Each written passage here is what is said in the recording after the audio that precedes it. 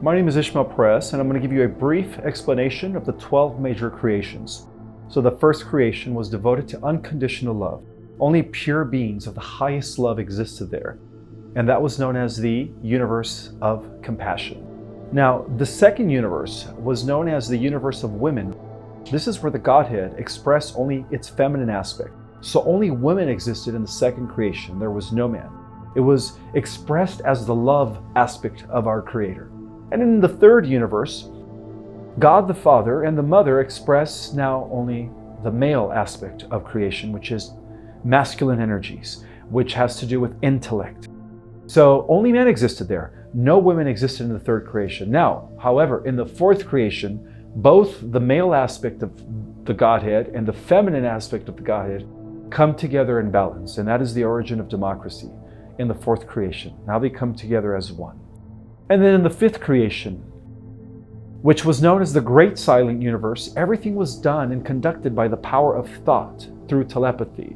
There was no words there. So that's why, according to the Akashic records, that was known as the Great Silent Creation. And in the sixth creation, we have the existence of the little people. So that was known as the sixth universe, where the fairies, the salamanders, the gnomes, the elementals originated from. And in that universe, every being was embodied as one of the elements.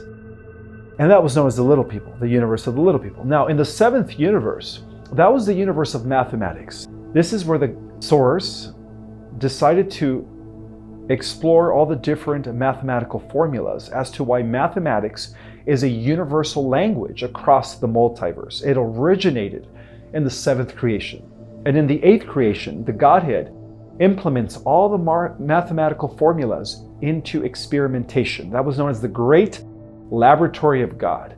And then in the ninth creation was a universe where everyone lived in harmony and everyone was devoted to the study of nature and science. So there was a balance there.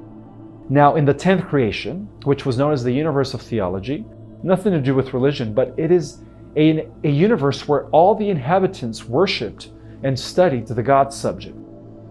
Now, in the 11th creation, that's where technology was born. That was known as the universe of mechanics.